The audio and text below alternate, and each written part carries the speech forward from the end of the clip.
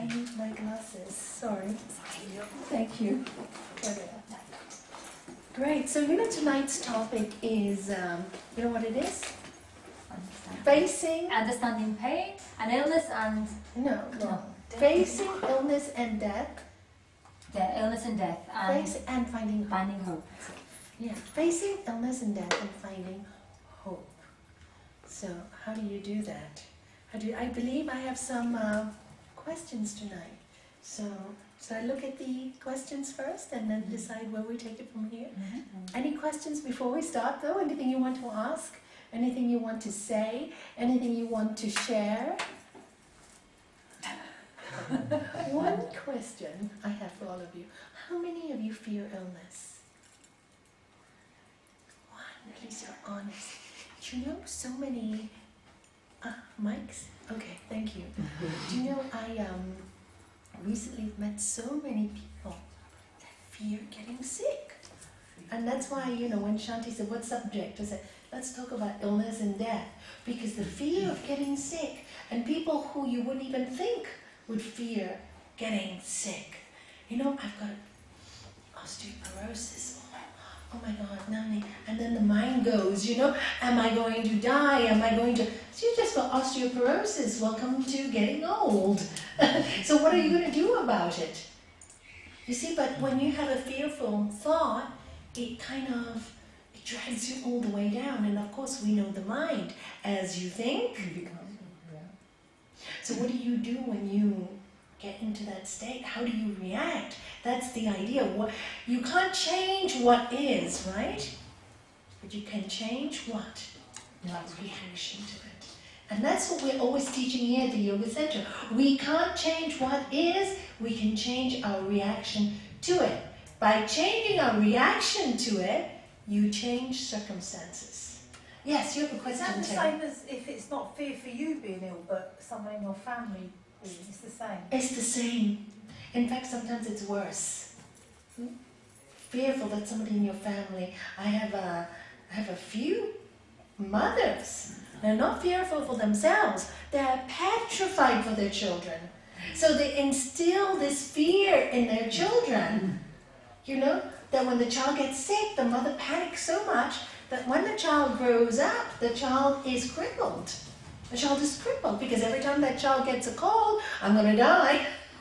As you think, you become. And then they want all the attention that the mother or the father has given that child when they were ill. But of course, a partner is not going to give you the attention that your parents gave you because your partner's not thinking on the same wavelength. So what? You got a cold. I had a cold too. Get on with it. And then there's a friction because the real problem is in the fear and not the relationship. In the trust and not the relationship. That's why you always have to fix yourself first before you can fix any relationship. So yes, fear for somebody else is just as powerful and can take you to, very, very frightening places for you. So yeah, fear is the biggest killer. You know that story, right? There was this man going to this doctor going to the town. And on his way to the town, he met this saintly person meditating. He says, you look saintly. And I'm going to this town. And there's a disease in this town. And I'm going to try and save these people. And then the saintly person said, well, I am the Lord of Death. He said, tell me, Lord of Death, how many people are going to die in this town? And the Lord of Death answered him, only 500. And this guy said, you promised me? The doctor said, only 500? Lord of Death said, I have in my books 500 people are going to die in this town, not more. So anyway, the doctor goes into the town, stays there for a few months, comes out really depressed, looks for this Lord of Death. And he said, you lied to me. How can you call yourself the Lord of Death? You promised me only 500 people would die. 1,500 died. How can you call yourself Lord of Death? He said, I promised you that 500 people would die of this disease. I did not promise you that 1,000 people would die of fear. So that's the answer. Without question. It's because once you're fear in your mind, it goes into every single cell in your body, and the cells will vibrate that kind of energy field. And I'll read you an article. I hope I brought it. I think I did. I got it on the internet yesterday about somebody in Japan. Should I just read it now because I'll forget later, knowing myself. Somebody who's in Japan, and she talks about radiation. All right? I might skip some of this. I just read it quickly last night and printed it very quickly this morning. We are now facing more tides of change. The danger of radiation spewing into the environment hovers like an invisible shadow over the survivors in Japan, as well as other parts of the world. We do not yet know how the cascading effects will take shape. A few days ago, the news broadcast that traces of radiation were found in California, but it has not been mentioned again since. There is usually a tendency to downplay its presence and impact for fear and panic. I have received calls from yoga teachers throughout this country who know of my exposure to radiation and depleted uranium in Chernobyl. Did I say it right? Yes. Kosovo and Afghanistan. They want to know what I have learned about living with radiation after enduring damage to my health and surviving 2 near-death experiences as a result of this exposure. The greatest piece of knowledge I can share with you, I learned from the Soviets during my 8 years working in the former Soviet Union. Some of my Soviet colleagues were working with children whose lives were shortened since Chernobyl.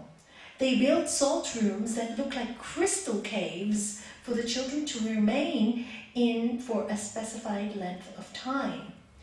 They used medicinal herbs indigenous to their region. Yoga was a mainstay for strengthening bones, balancing the endocrine system, and raising the blood count on those little beings dying of leukemia. I'll leave that out. Some children were fortunate to reach the age of 15, diagnosed with illnesses of many names, but all traced to the aftermath of Chernobyl. A group of doctors and healers were having success with their groups of children. I inquired into what they were doing. They described the environmental conferences they held with their affected neighbors of the Scandinavian countries. They were concerned about contamination to the fish in their seas, to the grass-fed milk cows, to the lands, rivers, and lakes. They were concerned about the air they breathe and the earth itself. They shared all of this. They would tell me the secrets of offsetting the effects of radiation. I moved forward in my chair, totally attentive to hear of a miraculous substance. They told me that radiation is light and has a high vibration frequency. Through their spiritual practices of meditation, prayer, yoga, eating less dense foods, and faith and love of God, they could raise their own cellular vibration to that of radiation to offset the harmful effects. They were smiling and even joyful. You see, one Russian doctor said, we are using radiation as our spiritual guide. It forces us to be more fully conscious each moment of every day. If we have a negative thought, it reduces the vibration frequency of our cells and we become more susceptible. If we are angry or critical, our cells vibrate at a slower pace and we become ill. If we become lighter, we become light and become one with the light of radiation. You see, they beamed, radiation is our spiritual practice. Do you see how they turned that? Instead of seeing radiation, I'm going to die, the foods are contaminated, and all this negative thinking, they saw radiation as a chance to use spiritual practice, as a turning point in their lives. Something we needed to inspire us. Exactly, to not, fall fearful of the disease, but to use something positive. I was reminded of this profound statement last September in a laser light seminar. I shared the stories of my exposures to radiation with a seminar leader, and he responded, "You received the light. Now it is time for you to give it out." It was a profound moment for me and reminded me of the wisdom of the Russians I had forgotten. It was time to raise the cellular vibration to the speed of light. After using the laser, I felt energy streaming into my cells, creating greater balance and strength. Now I feel better than I have in 30 years. Have greater strength, energy, and enthusiasm like never before. Perhaps the greatest gift radiation can give us is a trim-tab shift in perception. Instead of seeing radiation as destructive to health, we can use it as an opportunity for spiritual evolution. And she finishes off with, "Love is the greatest power in the universe. It is the greatest healer, and it transcends all the boundaries and all borders we have created with our own self-limitations."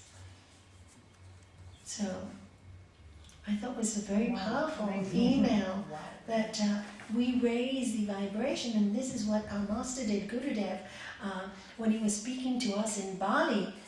Somebody asked him about disease, and the scientists wanted to test his yogic practices. So what they did is they actually injected him. He allowed them to inject him with a virus. Right? They had the anti-serum ready in case anything happened, because they didn't think he would, they thought he would get very, very sick. Nothing. No effect at all. He didn't receive the virus. Then I think I told you another time, these same scientists wanted to test his energy fields. And he was sitting there with all these equipment and all these wires, plugged onto him. And the machine just went flat. Didn't work. Couldn't measure. It went crazy. Everything just broke down. So they said, "Okay, come back again and we'll get a bigger, vibration meter and we'll test your energy fields." So they tried it to the size of one block, one block, one road. Couldn't measure. His vibrations were beyond that. So they got it for I don't know how many blocks, this equipment.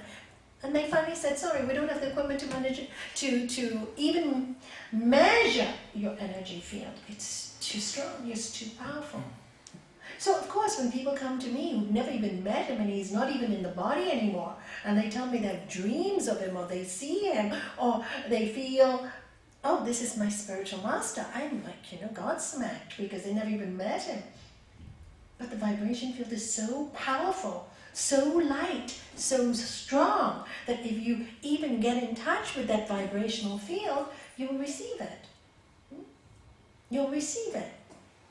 So it's really up to us, we can heal with this high vibrational field, but you can be as positive as you want. You can be so positive when you're ill, but if you really in your heart, you can say, "I know I'm going to live," but you're fearful of death. If you're fearful of death, you will die. Because it's the fear of death, no matter how positive you are, that will kill you. Do you understand that difference? But if you say, "Oh, I got this disease, oh my God, it's my teacher. It's my teacher." And then learn the right techniques, you'll get well. I can talk about it myself I experimented on this. I always say that when I first started yoga, I was on 32 tablets a day. I was the age of 33. I was on 32 tablets a day. It was severe asthmatic, eczema all over my hands, and hay fever every morning till midday. Really, my husband used to say, "I need to order a container of Kleenex for you, Poor guy. Every morning till midday, I wouldn't stop sneezing, right? I still sneeze once in a while when I have dust mites in my bed. I need to vacuum. But, so these are, so I was really heavy laden with medication, in hospital, at least hospitalized twice a year with asthma, at least. So when I started the yoga practices, and the first practice I started, not even hatha yoga, nothing. I didn't even know about pranayama, because when my master visited the first time, he just told me, meditate, purify your mind. When you're ready, God will use you. That was his answer. So I go, Gurudev, but I don't know how to meditate. He said, you've read enough books, you'll know. No classes, nothing. So I just started, okay, I've read enough books. Oh no. So I did. With that faith, I started. Within 6 months, I wasn't sneezing. I wasn't sneezing every morning. The sneezing had gone once in a while, but that was nothing. Once in a while is nothing for me. When you're used to sneezing from the moment you get up till midday, and you have to work and your eyes are streaming every single morning, once in a while is no big deal. And then I started to learn from my disease. It was like, oh my God, this is really exciting. And I realized my disease, the proof of this science came with my own practice. And of course, over the years, now I'm really on one path of Serodine when the weather is bad, which is nothing. And that's because of the lung damage. That's only because of the tissue damage. And I'm hoping even in a few years that will be gone. Actually, I don't even hope. If it goes, it goes. If it stays, it stays. I don't really think about it. If I can't breathe, I'll take a bath. I don't make a fuss about it. I don't hate it. I don't dislike it. It's what is. There's no energy in it. Do you know what I'm saying? Because I'm really interested in just living. Serve, love, give. The rest is important. You can't breathe for a morning, no big deal. It reminds you how it's lovely. For me, it's a lovely reminder of how delicate we are, how important it is to live well. So when I'm not well, sometimes I go, oh wow, this is really good. It's a great reminder. If I'm very tired, it means I haven't meditated enough. I need 5 more hours. And then I'm okay. And I feel good again. So these things come to remind you that get into the higher vibrational field. Get there. They're just reminders. They're time to move on, time to practice more, to get excited about your practices again. And if you can see illness like that, then you find a lot of hope in your illness. You don't fear it. The mind won't go into, oh, and what if I have this, and da-da-da, We had somebody recently who was suffering from MS, and I told her, change the chip. I can't walk, I can't this, I can't. I'm realizing that you're well, you're laughing, you're smiling, you're walking. And she did the very second day, she walked without the cane with us, and she was so happy. She did that. Right, I did that's what it. it was, because she came in without the with the cane and left without it. That's it. I was saying. Yes. Yeah, she said it herself. Yeah. She told me herself. Just one day, thinking the pattern, she dropped the cane. It's like you say, some people just like owning whatever the disease, whatever it is, and they become that disease, and they have no life apart from it, and they even like it, the attention. Absolutely. Me and my diabetes, it's not me anymore, it's about me and my diabetes, me and this thing I have. And yes, they become attached to the sickness. It's something to talk about, isn't it? Aren't we odd as human beings? Don't you think we're really odd? I think we're funny. Why do our minds go in such funny directions, Odd people. That's what makes life so much fun. So where are those questions that I was It's from? really not. This is Okay, here. Is it that one? There you go. Underneath the papers.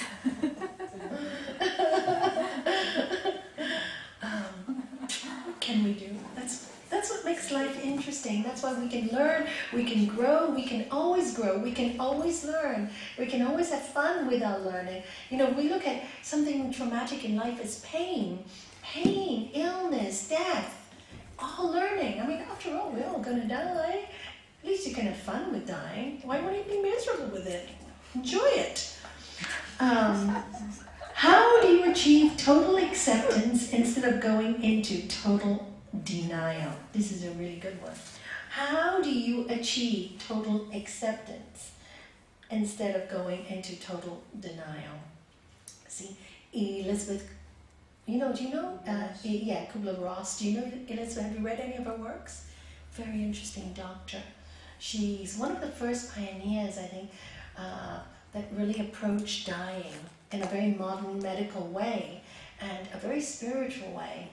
And she says, these are the 5 stages when somebody is actually diagnosed with a disease or after a death of a loved one. They go through, I'm not very sure the order, let me think about it, I haven't thought about it for a long time. Denial, denial, anger, bargaining, depression, and acceptance. Those are it. So first you go into denial. Most people, no, it can't be true, it can't be true, it can't be true, right? And then the next step is anger. Why me? Why did this happen to me? This is normal for many people. So unless you're very spiritual, this is normal. So when you meet a person who goes through this process, don't tell them, no, try and accept it right away, because they can't. Because they haven't got the training, they haven't got the schooling. That's why I say start knowing yourself now. Start knowing your weaknesses now. So when you're hit with a disease or death, you're ready. You are on guard. But if you don't have the training and it suddenly hits you, it's much worse. And you can't ask people to jump from one to the last one, because it's a process. And that's where compassion for them grows in you. Oh no, but you have to change your way of thinking. Please don't tell anybody that. It's horrible, because they can't. They're not ready to. They don't have the training, the hours of meditation and working on yourself that you have done. Give them time, give them a lot of compassion. So the first one is denial. The second one is anger. Why me? Why them? Why my family? Why my children? Why my friend? Why my parents? Why? And of course you can ask as why as many times as you want, you will still end up in the same situation. And then it will be bargaining. And many people come to me like this, I ask for forgiveness, I must have done something wrong, I must have done something evil, that's why God is punishing me with this. Nobody punishes. I don't know why you got this illness. Let's see what we can do to make you better. Do you see, there's a lot of self-blame, there's a lot of bargaining. If I give up this, will I get this? Then it starts to, if I change this way, will this happen? Maybe I'll do business with God, I'll light 10 candles in the altar, and maybe the illness will go away. And then they're just bargaining, and of course they go to the temples and they go to the churches, and they're praying and praying and praying that the person will get better, and they don't get better. And they get really shocked by it all, because nothing they do is working, because it is as it is. And then they go into total depression. It's a very dark place, for as long as it takes. And it depends on the strength of the person, again, the belief system, the background, the culture, the support system. It depends on all those factors, because the support system is really important. You don't have any of those things, depression can last for 2 to 3 to 4 to 5 to 6 years. 7, 8, 9, 10 even. I remember when my husband passed, and I gave the first talk in Portugal. You were there, and you were there, Les, right, as well? And Vicky was there too, wasn't she? And were you there that time? Yeah, you went with us that trip. And Razmi as well, right? And Razmi. And I gave a talk on my experience with Dad. And after I gave the talk, there was a gentleman there who came to me and said to me, Nalanie, I really wish I met you 5 years ago. And I said, why? He said, I've been depressed for 5 years when I lost my wife 5 years ago. And he said, if I had just heard those words, then I would have saved 5 years of misery. That's what he told me. 5 years. And you can see how long people can go into depression for. That is a very hard thing to deal with. And I didn't realize how painful it was till I lost my own husband. And I go, how do people do it when they don't have this knowledge? How do people do it when they don't have that strength? How do they deal with these things? Now, just thanking, instead of being miserable, just thanking the universe all the time, or the divine, or the energy, whatever you want to call it. Thank you for giving me this knowledge. Thank you for allowing me not to drown. Thank you, because if I drown, everybody's already miserable. My children are already upset. They're already worried enough. If I drown, they drown along with me. The last thing I want is anybody to drown with me. One person drowning is enough. You know, you don't need to drown everybody else. So I was very, very, very grateful, so grateful for this knowledge. So going back to this question, how do you achieve total acceptance instead of going into total denial? I wanted to make it very clear in order to answer this question that different people take different amounts of time, and I wanted you to know with some people it will be a process. The more you understand about death and dying, and the more you study it, the more you understand that we are really spiritual beings living in a human body and having a human experience, the more you understand it, the more you work with meditation, the more when something happens to you, you will accept right away. Like when my husband was diagnosed, it was total acceptance. I didn't have all those bargaining, blaming, etc., etc. I've already gone through it with so many people in my life, with all the counseling. I've already seen what it did to them. I'm not taking that part. I already know that we're all going to die one day. How? None of us know. So I didn't have to go through those horrible phases, and they're horrible, especially the angry phase. Oh, it can be so painful for the person going through it, because I've seen people get so angry and they hate everybody around them. So the children, the aunts, the uncles, everybody who's the support system run away. So they're left totally alone because they're just angry. So it's a very, very hard thing to watch. So to go to total acceptance, you can only get there if you prepared, educated yourself. This is why it's really important to read these books, you know, on your spirit, who you are, what you are. It is really important to spend time in meditation, because when you meditate for a long time without a break in all your heart, you really start to understand, really, and this is not just saying it with words, what Patanjali writes, all these great masters write, you really start to see, I'm really not this body. I'm really not even this mind, because I can watch my mind think. You see, I can do this. I can watch these thoughts. But how to make sense, how to go from denial to total acceptance is a practice over a long period of time. Your own understanding of life and death is the only thing that can take you to total acceptance. Most people go into denial for a long time. Most people, very few I have seen, can go into total acceptance. If you can, you've got a very strong character. Total acceptance doesn't mean, some people tell me, oh, I accept my disease, but I don't accept I'm going to die.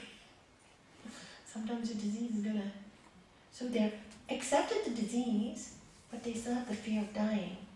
So there is like an imbalance of feelings there. There's a confusion in the cellular level. There's fear of death, so fearful, but I accept my disease, so I'll be strong and overcome my disease. But deep inside, there's a fear. I don't want to die, I don't want to die, I don't want to die. It's like the radiation. Fear of everything being in radiation. Say, okay, I'm going to die, maybe. I accept I'm going to die. Now, how would I like to live my last few days or my last few months? Do you see? You switch it. I have to die any time anyway. I'm preparing not to die, but if I should, now this is a warning, I got 6 months or 6 weeks or 3 weeks or 2 months, so the doctor says. So the doctor says, anything can happen. You tell your mind, anything can happen. A miracle can happen. You expect a miracle. And you prepare. You make friends with death. Okay, now that I know anything can happen and there's a miracle, okay, let's say I'm going to die. How would I like to live my last 8 weeks or 10 weeks? Well, I'm going to do all the things I never do. If you were healthy enough and you wanted to travel, I would get my first plane ticket and go off, you know, and have a great time and take the people I love with me. That's what I would do. If you're not healthy enough, how would I like to think before I die to prepare myself for death. I'd start reading books, calling friends, calling anybody who's spiritual to teach me, start meditating, start learning, start, as a newcomer, this is how you go in from, this is how you can cure a disease, if it should be cured. But if the disease is not cured, because sometimes that is just your time off, at least you die beautifully. I always tell people who, given a time or given a diagnosis of a fatal disease like cancer or whatever, it's not fatal these days. Many people live much. Many people go into what's the word? Remission. Yeah, remission. And we see many cases of people curing. Now they're finding many new cures. But if we can teach people, I'm sorry, let me go back to this. When they are diagnosed with something like that, the fear is so great, that it's really, really important when the fear happens, is not to deny that fear either. Do you see how many paradoxes are involved in this? You have to be very strong. So the fear comes, I'm really frightened. It's okay to be frightened. It's okay to be frightened, but the fear will not overcome me. This is a challenge, a great challenge. It's difficult, not easy to do, huh? Not easy to do. So people can't achieve it. Sometimes a person who is spiritual and really, really wants to heal, really doesn't want to die, really does everything they can do in their power to fight death. The best thing one can give them, the best help you can give them, is to make them see that what they're doing is so brave and so wonderful and so admirable. Never put them down. Never tell them what to do with that. What you need to do with those people in those times is give them a lot of love and bring pretty pictures to their life. Nice things during the illness. Bring joy, bring laughter, bring hope. And at the same time, if you are very close to them, and people are very scared to do this, you must do it. Can we talk about your greatest fear? Do you think about dying? Bring it up. Very sweetly, very gently. I've done this so many times, and every single time the person has burst out crying, saying, yeah, nobody wants to talk about it. I'm longing to talk about it. I'm longing to talk about, what if I die? What if? Does it mean I'm negative because I think I'm going to die? Everybody tells me, don't even say it. Why are you talking about dying? Be positive, be positive. Do you see there's a kind of battle there? There's such a confusion in that person's mind who is ill at that point. They don't know what to do. Everybody's telling them to be positive, but they have this fear. And then there's this denial, and there's this acceptance, and it's a big, huge muddle. How can they even get better? But we do the same when someone passes away, and we try to avoid talking about them. You must talk about them. Need to talk about them. Always. Yeah, I always talk about my husband. He's gone 2.5 years nearly. I'm always talking about him. Always, with my grandchildren, with my daughter, with my son, with all of you, with everybody I meet. He's not gone. Because he's not gone. He left his body, but he's not gone. It's not gone. His love will always be in my heart, in my children's heart. And not talking about things bring a lot of fear into death. And, okay, Mom, my daughter would say to me, you say Dad's not gone and did not think to fear about dying. Then why are you not talking about it? You see? If you're really not fearful, we never die. If I love you, want to talk about you to somebody else? As if you were living, wouldn't I do that? It's only when you're denial that you shut off people. You shut people off. There's so many factors when it comes to death and illness, and you have to be very, very, very clear that if somebody else, if it's yourself, I told you more or less what you do. So my advice to everybody in this room is don't wait till you're ill. Prepare yourself now. You will not regret it. If somebody you love, all of your parents, some of you have already lost your parents, prepare for their death and their passing. You might go before them, you don't know.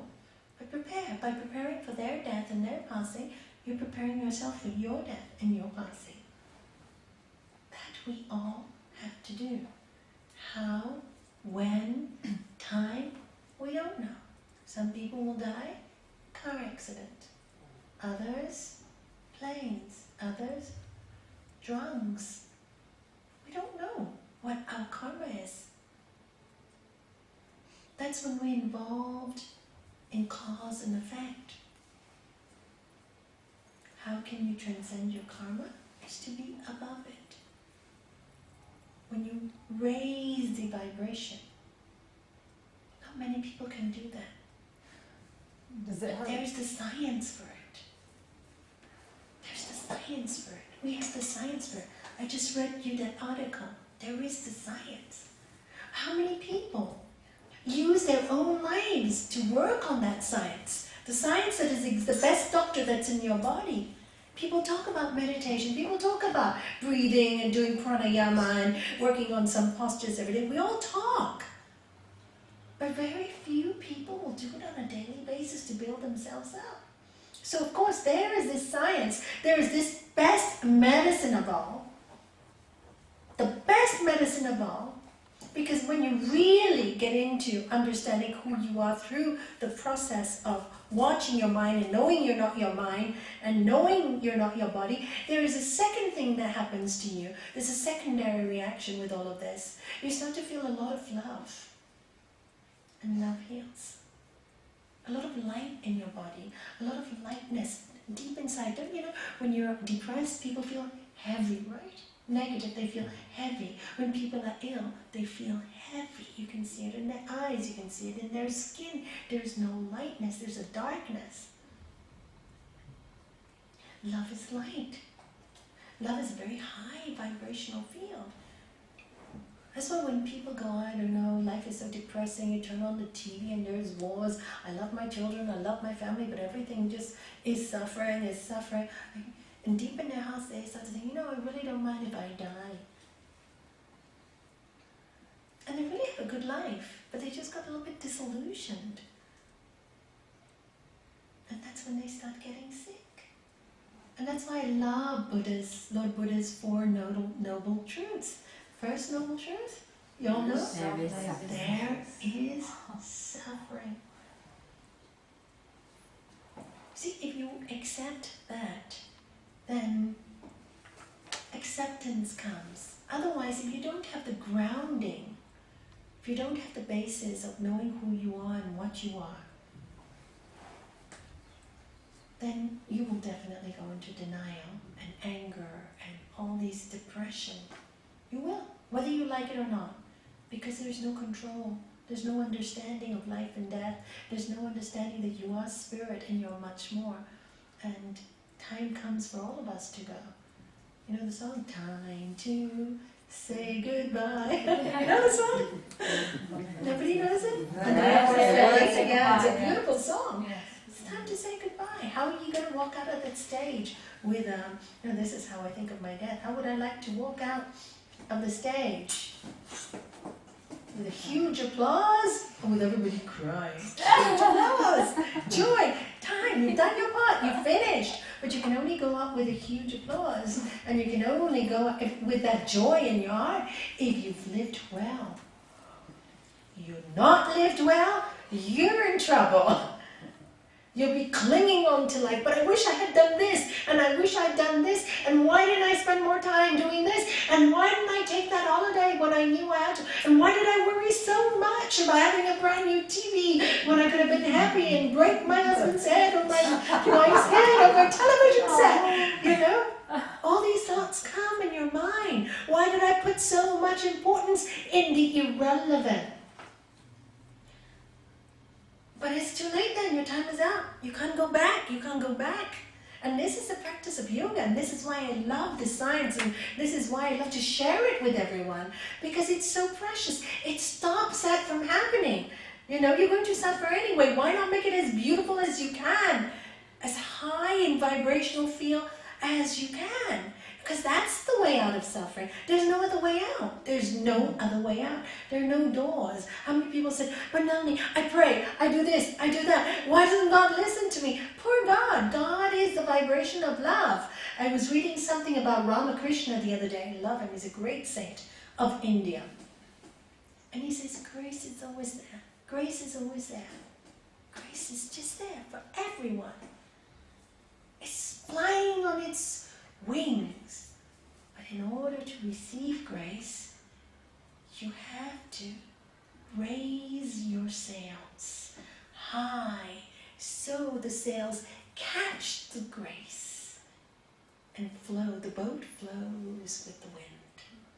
The winds of grace. I thought that was so beautiful. Beautiful. So we're like these boats on the sea, and there's grace, but we have to raise our vibration, like raising those sails, so we can touch, that we can flow with the wind, the flow with God, as we call it, a flow with the divine energy.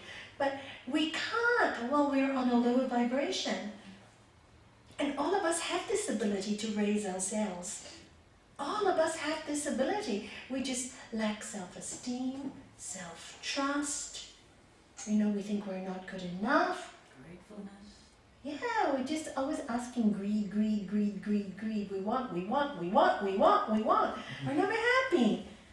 So when you're content, this kind of feeling comes. And like, you know, when you raise your vibration to these higher levels, and all the scriptures tell us how to do it. All the scriptures say the same thing. Non-violence, you know, sow good seeds, be truthful, live a truthful life full of integrity, honor. Don't hurt anyone. If you can help it, you know, sometimes you have to hurt people, but you don't mean to. There's no bad intention. Sometimes it's a teaching, but with a bad intention, don't do anything. Don't embark on any work with that negative. And that's what we can do. And this is what we can change. So let's say our destiny is we're going to die at this time. Let's say I'm going to die in 2 years, for example. Just giving an example. I'm going to die in 2 years. I can decide, because now I've learned that it's all mind control. I know there's certain things in my karma I'll have to face. I have to face them, whether I like it or not. How I face it, the choice I have, that's the only freedom I have.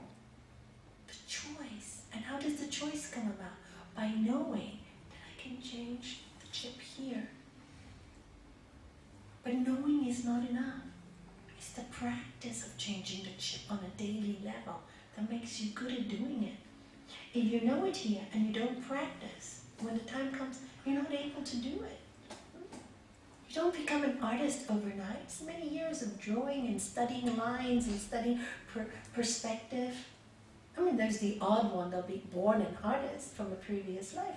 But most people have to work very hard. Most children have to go through all the grades in school to get to university level, to work hard. You can't just achieve it like that. So that is the work we can do, and this is the wonderful hope we can give people, that there is a way out of this black cloud. There's a way out of this depression. That we can do. And that's how we uplift others and ourselves. Like she said in that lovely letter. The doctor told her, you learned the secrets, now it's time to share it. Share it. Share it with everyone. And it's in sharing it with everyone that your sales start to go up. And grace, you can touch grace. change our karma, our destiny? How much can we change our karma? Can we change some of it? Can we change all of it? Do we have to go through it? There's some things we have to go through. Because karma is threefold. There is what we have sown, we will have to reap, good or bad. We'll have to reap. How we receive the reaping, good or bad, is up to us. That we can change, how we receive it. Then there's karma, what we call agami karma now. That's why all the great saints and sages say, forget about what you've done in the past. Forget about it. Because you can't change that. You cannot change. As you sow, you reap. You cannot change. It's a universal law. But what you do now, how you react to this moment in time, can change the future. So yes, you can shift. You can shift karmas. You can shift. You can lessen the load. Oh, there's a lovely story. Once there was two people, on the streets, yeah. And one started punching the other one. He was angry and started punching him. And the other one said, oh, Lord Shiva, Lord Shiva, Lord Shiva, I don't want to hit back, I don't want to hit back. It was a silly argument. Please come and help me. So the cry was so much from the heart. So the universe, Lord Shiva, representing the universe, universal energy, comes down to save this guy because he had called with such love and such fervor. But when he arrived, he saw this man beating the other one, kicking him, and said, you see, I could kill you because Lord Shiva is with me. So, you see what I'm saying? So Lord Shiva looks at him and said, well, you think you can sort this out? Go ahead, I'm going home. You called for me, I came, but you decided to do it yourself, so do it yourself. And this is many of us with life, We don't have the patience to wait, and we develop the anger. And this, because what do all the great saints and sages say again? Bear insult, bear injury, highest sadhana, highest, because it's so hard to do. When you bear insult, you have to really accept, you really have to sit with pain, you really burn. But we don't want to burn ourselves, so we start blaming somebody else and start beating them up. Most people react like that. It is only through practice that you learn to pratyahara, sense control, and trust. And know where you are. You see, you have to know yourself. You have to know where you are on your journey to self-enlightenment. You have to know, okay, I'm a novice. I'm not strong enough, so I will not go into dangerous fields. Oh no, I've practiced many years. My vibration is stronger. Now I can deal with these situations. Now I've understood it. You don't even think about it anymore. The situations come, you sort it. But you know by your fear level. You know by the agitation in your mind. If you're very agitated, you're not yet there. Don't make yourself a saint overnight. You're not yet there. It's okay. React where you are now. But if you are angry now, and you pretend, because I practice yoga, I'm not angry, but you're still angry, you're in denial. Correct? So what do you have to do? You have to accept the anger, let it burn, and not cause harm in return. Are you seeing that? But don't say, oh, I'm not angry. You are angry. That's denial. There's a war going on. You should go crazy with that. You can go a little mad with all that kind of vrittis. Oh, I'm angry. No, I can't be angry because I'm a really good person. And then all these thought patterns go, you get so disturbed in there. So, I'm angry. Okay, I wish I wouldn't get angry at this situation. But I am. How do I react? How strong can I be in this situation? What's my capacity? Understand it. Don't judge it. Just understand it. You can't deal with it, walk away. Maybe you have to deal with it. Then deal with it. Your soul will tell you how to deal with it. Is the secret. That's where the scriptural studies will teach you. And then as you grow, because it is a journey, we don't achieve anything overnight. And as you grow, when you start to get wiser, things start to happen for you. You understand, you see it. Today somebody was talking to me, and there were people in this person's life had done some harm. And at that time, so many years ago, I said, accept the pain and don't fight back in return. Because you're not strong enough at this time. If you fight back, you're going to be very, very much harmed and very sick. So the person didn't fight back. And then now so many years later, he said, wow, all those people that said all those things to me, everything they criticized me for, all that they stole from me, is happening to them today.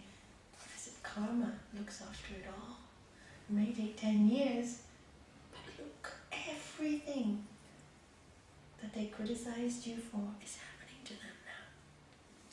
As you sow, you reap. So, it's a really good question, but there are so many facets to denial and acceptance. So many. You have to understand where the person is coming from, where you are coming from. Okay? So, sometimes people go into hospitals and people are sick and they'll tell them, oh, you must be more positive. Please don't ever say that to anyone, huh? It's very hurtful. And don't say, oh, you can go to this doctor and this one, and there's a healer here, and do this one here, and do this one here. No, they don't need to hear that. If you want any help, please let me know. You're looking for any other healing techniques? Call me. Let them have the power, okay? Because when you're diagnosed with illness or disease, it's really enough without hearing everybody else's mind stuff, alright? Everybody wants to be helpful, I know. People want to be helpful. Most helpful you think you can do for anyone is to love them.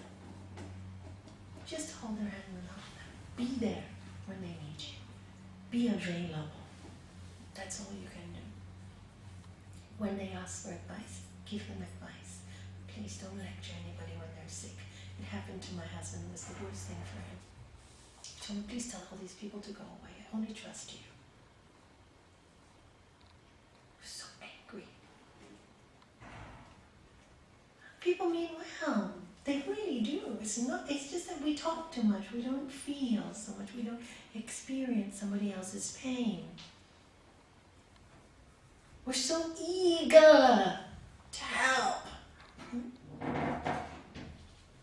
It's really important to forget what we want. It's not about us. It's about what they need at that time. Always shift. How would you feel if you were in that body? How would you feel if you had that pain? Would you like everybody bombarding you with information? Ask yourself. And that's how you deal with things. Never from your viewpoint, but the viewpoint of the person who's ill. Now, there are people who get illnesses that need a lot of attention also. See, there's so many situations. Every situation is different, and that's what I want you to become aware of. Acceptance or denial depends on the personality. You have to know who you are so clearly, and your real belief system on death and illness before you can give advice. Because unless you come from a very powerful, strong place, they will not receive it well. And a place of love and compassion. Are you hearing that? So my advice to everybody is to read wonderful books about death and dying. Tibetan Book of Living and Dying, Sadhu Rinpoche, I often recommend it. Is brilliant, based on Buddhism, but brilliant.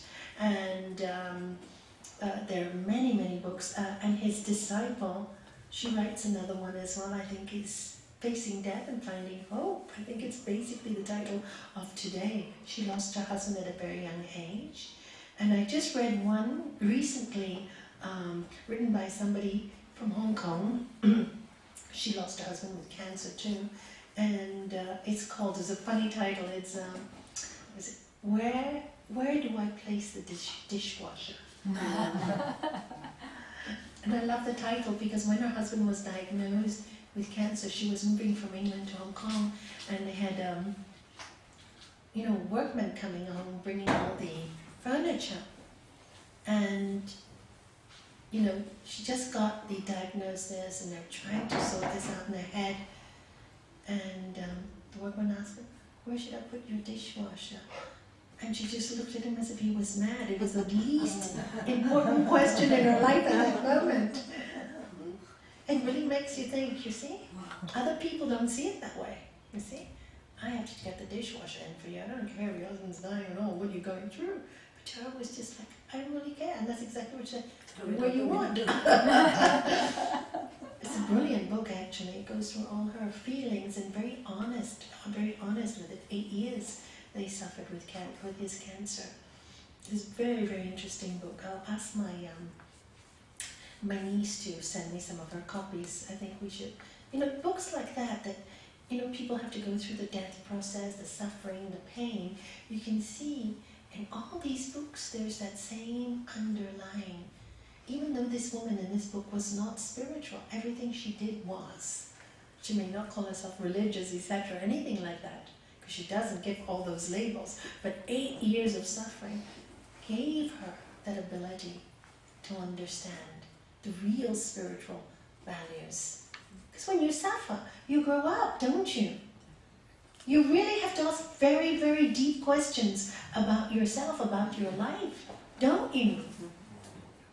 Isn't that when most people come and make a shift? When there's a suffering? They don't come when everything's going well. They only come when something's gone so desperately wrong and there's a shift of consciousness. So if you look at it from the standpoint of suffering, the real meaning of suffering is getting you back to who you really are. Reminding you that you're a spirit, you're a soul. Life is temporary. You're taking part in a beautiful drama called life. It's a drama. You want to make it a good movie? That's your choice. That's your choice in the game of karma. So I reap something from bad karma I did, maybe some time ago. Doesn't really matter when, doesn't even matter why. I reaped it. How am I going to look upon it? How do I react? I remember many years ago, I fractured my foot twice. That's why I can no longer sit in full lotus pose, which I was very proudly able to do for hours. I think I got too big for my boots. Yes, you see, life teaches you. I used to sit cross-legged like this. 2.5, 3, oops, I can't even sit now. 2.5, 3 hours easily without moving. I was very proud of it. See, don't be so proud of what you've got and don't get lost. Now, anyway, I'm joking. But no, I think, this is all kind of a learning. Nothing is punishment. For me, everything's learning. So anyway, I remember when I fractured my foot the second time, one of the students came crying, "Why does this happen to you?" I said, "Why not? So what did you do wrong? And maybe you were too tight, maybe this, maybe that." Somebody else said, "Oh, Nalanie, it's because you do this, you this." Somebody else said, "Oh, I know why you did this, because you've been cursed." So I got 5 different reasons why my foot was fractured. So I looked, and each time I answered, "It's fractured. It's okay, 6 weeks, it'll be fine." No big deal.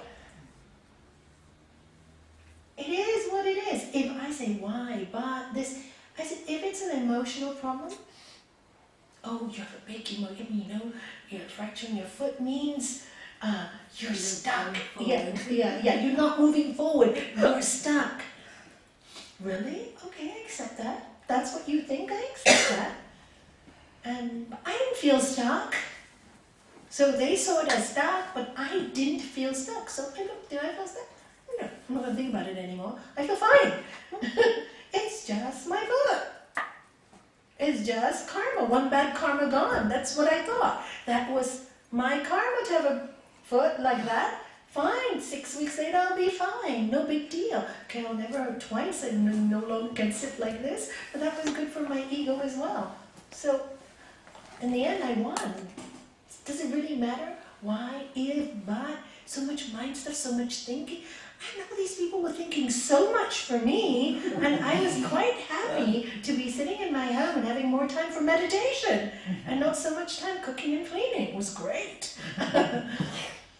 Do you see how people were thinking for me and deciding why I got this foot? And I had so many different explanations. This was really an interesting exercise for me, to see all the mind stuff that went on in people's head and so many thought patterns. And really, for me, it was so simple. And I go, really, this is what we do with our minds. No wonder you're depressed, you know. Thank God I'm strong enough to know me through the years of meditation. So I knew it's a fractured foot. And if it's emotional, guess what? I'll soon learn. I'll find out. The gods will give me a vision or something, and I'll know. I always get told when something is wrong, so I don't need to think so much about it. Do you see, we think too much, overanalyze. So sometimes with this overanalyzation, we get more sick. If there's an emotional problem, you'll know it, you'll feel it in your heart. I'm really depressed at this time, you'll know it. Oh, I'm really stuck, you will know you're stuck. And then you work on it, but if you don't feel stuck, and you don't know, why create it? That's all I'm saying. Be more aware of yourself, know yourself, know yourself, know your personality, know where your strengths are, know where your weaknesses lie, know it very clearly. And then nobody can shake your boat. Let's say if I didn't know, I'd be so upset about that foot, because I would think, oh really, I'm so emotionally disturbed, maybe I shouldn't be teaching yoga, I should be back home, Do you know all this thought pattern? Oh, I've been cursed, all these people up in the rock, doing this magic on me and doing black magic. Oh my God, I better be careful where I go. Do you see what happens with the mind if I followed any of these lines of thoughts? Which I notice since people do. Somebody tells them something and they follow these lines of thoughts and they get themselves so sick. They go see a fortune teller. A fortune tells them something is going to happen. And 2 months, they're thinking every day about what the fortune teller is telling them. They haven't lived that moment. They've lost the agami karma, the ability to use this moment to sow beautiful seeds. Because this moment, all they're thinking about is what the fortune teller told them. So they're not using this moment in time. They're not using it. Opportunities are coming and it's all being lost because they're thinking about the past or they're thinking about the future. They forgot that they have the power is only in the now. You have no power over your past. You have no power over your future. You have only power over now. This moment. Don't give it. Don't give your power away. And this is why it says in all the scriptures, be around good company. Be around high vibrations. Be around happy people. Be around virtuous people. Why? Your vibration goes up, your sails go flying, you catch grace. That's why, simply. It's not that you don't have compassion for all those people who are unhappy. You have compassion. You be around high energy to maintain that high energy field. You'll find that if you're in people who are just gossiping all day long, all your energy is diluted. You feel tired at the end of the day. You lose your enthusiasm for life. if you work in an office where everybody's in competition and not working as a team, very depressing. There's no joy in going to work. When you work as a team, everybody's important. There's an excitement in going to work. Let's do it together. Come on, let's all have fun. It becomes fun. You can only change this moment. You cannot change anybody else. And you can only change this moment for you. You cannot change this moment for everybody else. Wow. So I took a long time to answer that one question. And it's nearly time to go. So I have 3 more for next week. Okay. That's pretty good. Same topic anyways, it's alright. Yeah. Well, I think I've answered the next one. Should I read it quickly? If we believe in the law of karma, it is possible that when a person becomes ill, it is their karma to do so. Yes. In such a case, should the person be allowed to suffer and fulfill their karma, or should a cure be sought or applied? Always look for a cure. Always look for a cure. Because what's happening? Even if it's your karma, what did I say? You have the power over now. And if you are sick now, look for a cure. Always. That's the miracle of life. You never know when the miracle's going to come. Always look for the cure. Never give up. Till the end, till you're dying, look for the cure. The person should look for the cure. Yes. That's a catch-22 question though, no? Because it's asking if it's karmic that the person is ill. Yes. But then we're also saying that if you're just thinking fear, ill, death, you're also going to attract it. So is there 2 kinds then of illness? Or was it, you're attracting that by thinking it and feeling it? You have to accept your illness without fearing it. But I mean, before it comes to you, you're fearing it, you're that kind of person that's just thinking, oh, I never want to get ill, so you're attracting it in a way. Is it your karma that you were thinking like that? Or, is it not all karma and you created that karma by thinking it? There and then? Yes, also, because, yes, because you're always thinking, like the story I told you when we first started.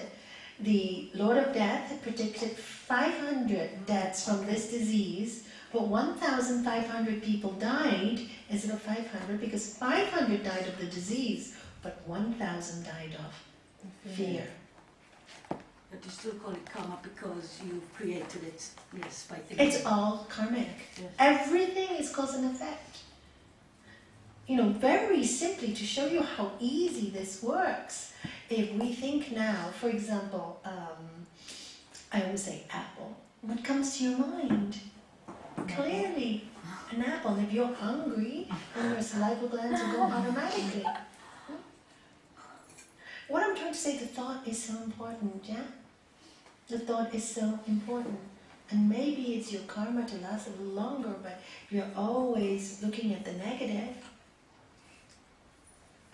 It's also your duty to look after this temple that you... Absolutely. It is our duty to look after this temple because the body is on loan to us. If we do our best and then we have to lose it anyway, you accept it. I always tell people who are being diagnosed with a disease, prepare for the worst, but no miracles happening. No, not hope. No. There's a big difference. No miracles happening. Whatever the miracle is, I don't tell them. The miracle is that they died beautifully. Could be. Still a miracle if you die beautifully. So many people die fighting. Or the miracles you actually heal. Could be both. But prepare for the worst. Because you're ready. Be prepared.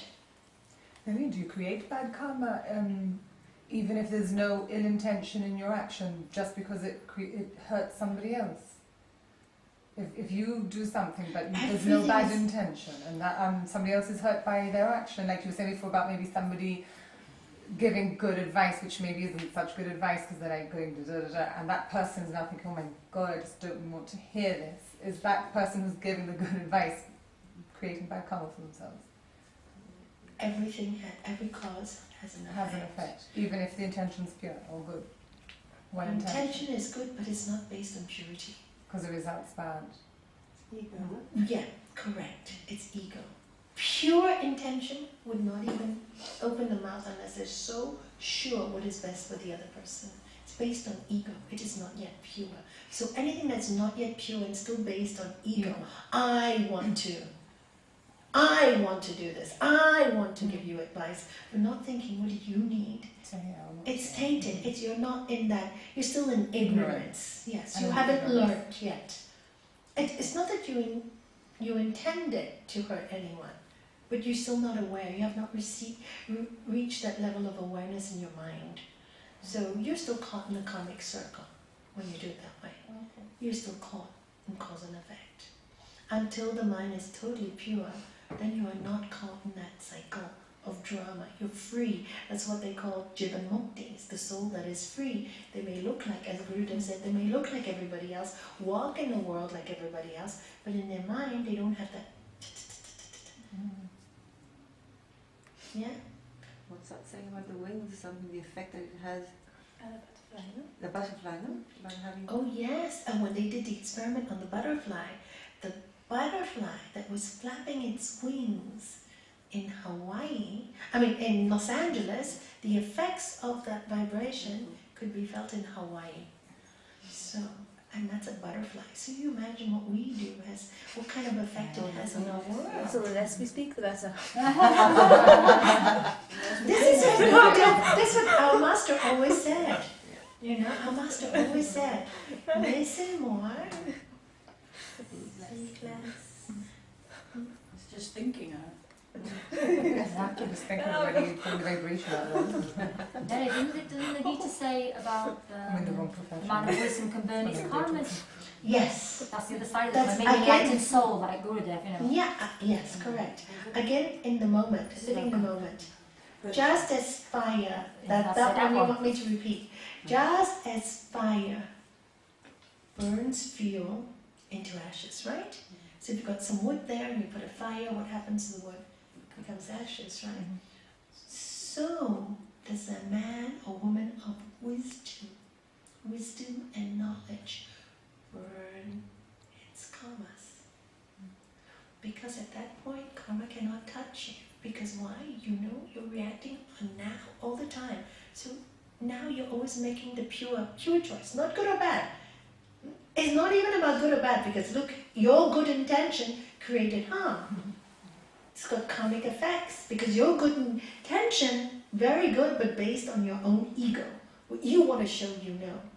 I know this, so I'm going to tell them, whether they're ready or not. So it's not about good or bad. You just transcend good and bad.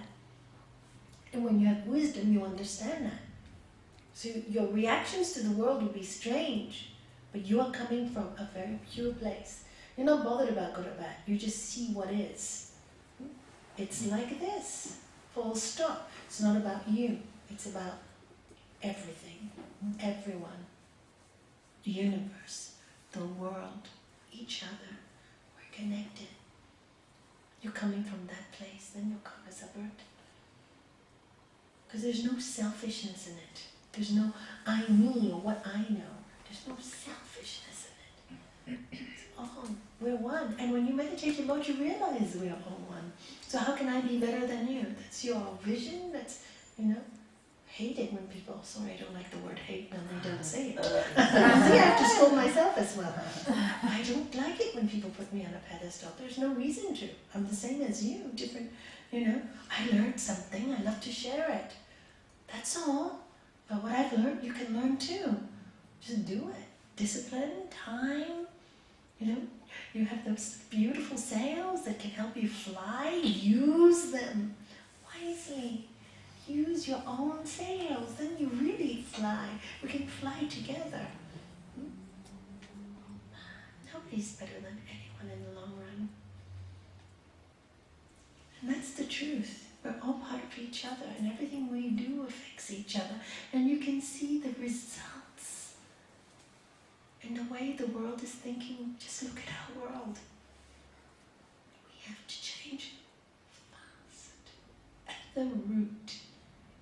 Love the world, love it. Love everything that's happening. Pray for those who are causing pain. Gaddafi tomorrow say, I don't want to do this anymore. Finish. Either that or he leaves the world. He's assassinated. What can you do? Who knows? What's the best action? We don't know. But it shows also what we've allowed in the world. Because that is our vibration for people like that to be there, is what we've, like, you know, We've same taken with no Hitler and all this. He was responsibility. also playing a role, not to make us see. Yes. Take on some personal responsibility for our own lives and our own world. Yes, people like him come to wake us up. Always, everything. So you give them love, not anger. So bless him, bless him. I find myself praying for him every day. It's really quite hard. But that's the only way I know how to send the higher vibration rather than the lower vibration. It's the only way I know how. Pray, bless, bless, bless, you know? Love. Send that love. Maybe somewhere in the dark there will be a light. Who knows? But that's all we can do. The more we criticize, the more we break people's legs, you know? So we are not here to break, we're here to unify, unite, create a new world order. One that's based on understanding and love. Yes, it's a big job, may never happen, but every generation has hope. And this is our duty, to give our children hope. If we take that away from them, what future are we giving our children?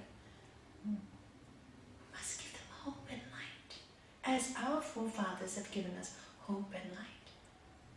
Without them, all of us would be in a state of depression.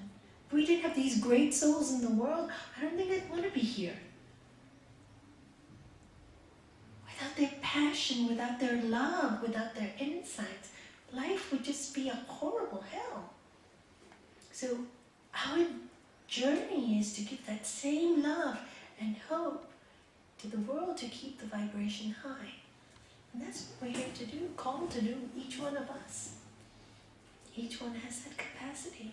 You just forgot. Wake up. My message today is, wake up.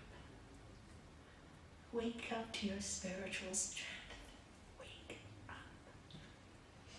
The power is in the moment, this moment. And every time you decide that, you will have an obstacle to test you, how strong you are, how do you react to this moment. And that's great fun.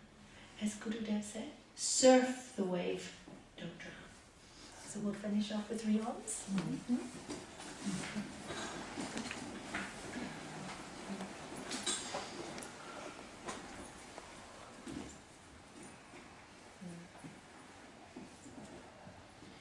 Please close your eyes.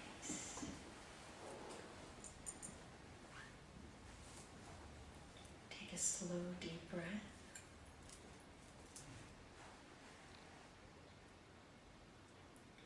Exhale.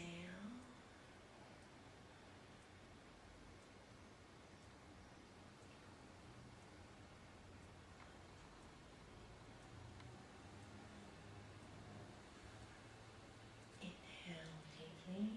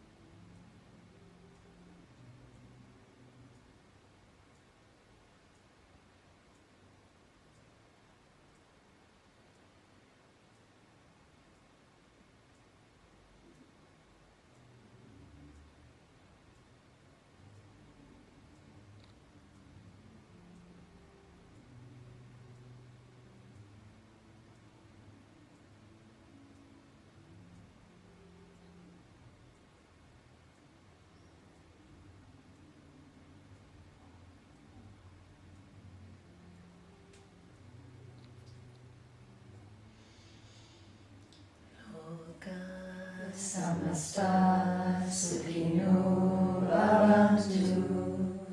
May the entire universe be filled with peace and joy, love and light. May the light of truth overcome all the darkness. Victory to the light. Jai Shri Satguru Satchidananda Ji Maharaj Ki Jai.